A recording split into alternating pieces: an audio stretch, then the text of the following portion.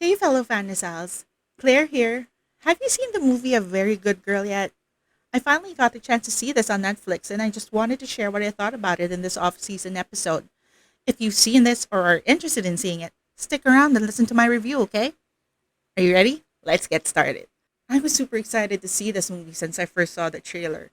I thought that the whole vibe of the film was so different from any of the Pinoy movies I've seen so far. Plus, when I found out that Miss Dolly De Leon is a part of this movie, I knew that this was something I had to watch. I mean, come on.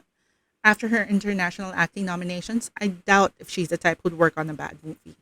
Okay, let me get this out of the way first. This is the story of Mercy, who used to work for Molly Cesara, who's a famous and rich mall owner, also known as Mother, which is also the image that she projects to the public.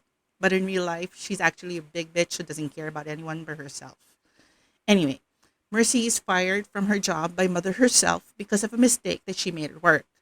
Mercy's mom, who knew how much she wanted to work for Mother, hurries over to Mother's house to beg for Mercy's job back. As expected, Mother doesn't really care, and instead she throws money at Mercy's mom while she's standing on the street. And as they're all talking and screaming at each other, Mercy is asking her mom to stop begging.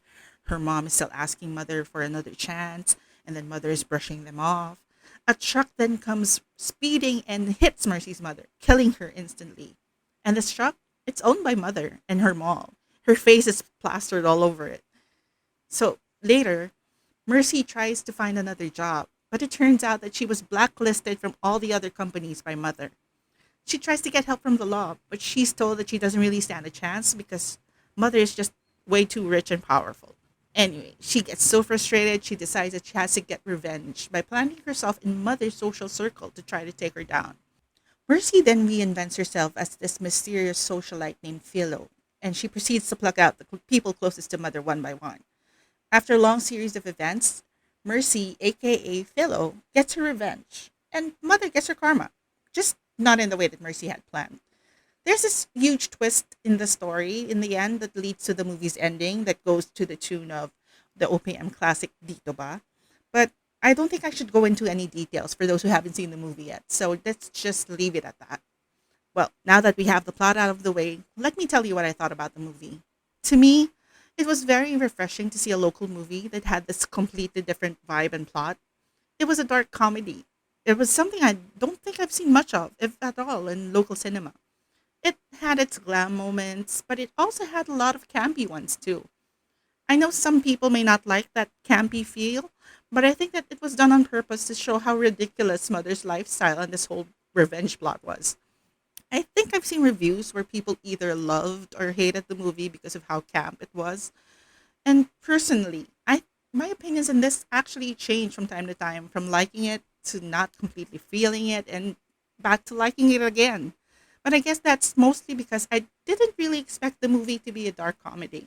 I thought it was going to be a drama that was going to be this glossy glam film. Well, it threw me off guard at first. But I think that if I didn't have those preset expectations, I don't think that I would feel this way from the get go.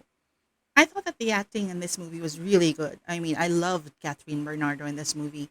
I think the movie showed that she has such a range. She can go dramatic, be glam, tough, scary, and funny, and this is all in one movie. I would love to see her do more movies like this. I mean, it doesn't tie her down to just one type of character. I really hope that ABS-CBN can continue exploring different stories and giving their actors this chance to really diversify and show the people what they're really made of. As for Miss Dolly De Leon, I mean, there's nothing really to say about her. She played her role perfectly. She was bitchy, she was glam, she mothered in more ways than one, and she had her scary and kind of creepy moments. Mother is a very smart but also a very twisted character, and I honestly cannot imagine any other local actress could have been able to carry that role the way she did. That being said, there were some parts of the film that I felt could have been improved. I mean, disclaimer, I say this as a fan and I'm not a film critic and this is not a point of view of an expert, but with that plot twist in the end, it was actually a bit predictable for me. There were little Easter eggs here and there that hinted to that plot twist throughout the film, so I really wasn't surprised at all when it happened. But it was still an interesting end to the story. I mean, I think that if you pay attention to the small details, like a little look in the eye, a little small sentence here and there, you'd actually know where things would end up in the end. But again, I really don't want to go into detail. I mean, it's up to you to see for yourself. Another part of the film that was a bit off for me was this part where Mercy, as Philo, was asking for mother's help for the hospital bills of her friend's daughter. In the scene, I was surprised that mother actually knew who they were. I mean, there was no interaction between them in the movie. There was not even a hint of a conversation where Philo even mentioned them. So that was a bit, huh, for me. I mean, turns out there was actually a deleted scene where mother met the kid, and I don't understand why they left that out. I mean, it would have made more sense to keep it because of that scene in the movie. Oh, and there's this other thing that I have a question about. For all my fellow fanisals who are virtual assistants out there, is it really possible for someone like Mercy to be able to pull off earning that much money to run her revenge plot? I mean, she paid almost 1 million pesos just for that auction at the start of the movie. Then she had to fund her fake lifestyle and pay for that big 50th birthday party that she planned for mother. I mean, that was a really weird thing for me. But, since it's a dark comedy, I just ignored that part and went with it. But realistically speaking, if that is possible, can someone point me out to that job? Because that is a very good job. And honestly, if I were Mercy, I wouldn't even go through with the whole revenge plot at all if I was really earning that much money. I mean, Mercy was better off when she left that job anyway, right? Another thing I want to point out is how Mercy pulled off this whole Clark Kent Superman thing by believing that she could actually stand in front of Mother and have her believe that she was this completely different person. Again, this was something that defied logic. The only difference between Mercy and Philo was makeup and wardrobe. I mean, it was like Superman wearing glasses to become Clark Kent. I mean, I thought for sure that Mother would actually recognize who she was, but then she said something near the end that proved that she didn't really recognize her at all at first. Is this a rich people thing where people's faces are forgettable if they're poor? It felt that way. And lastly, I have this thing about Jake Ejercito in this movie. He plays Mother's right hand man, Charles. He's this guy who actually SAs people at work on the side.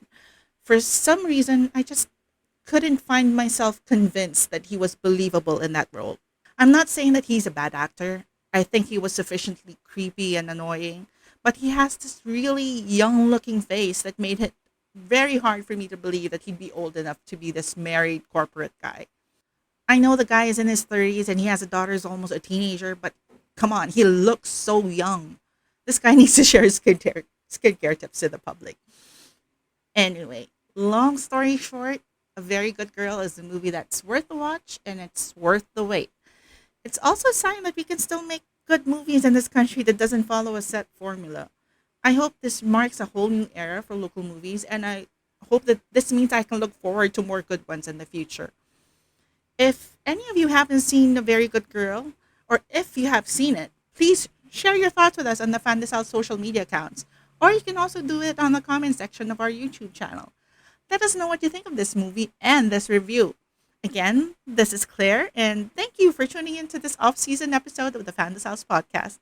Catch you all again next time. Bye.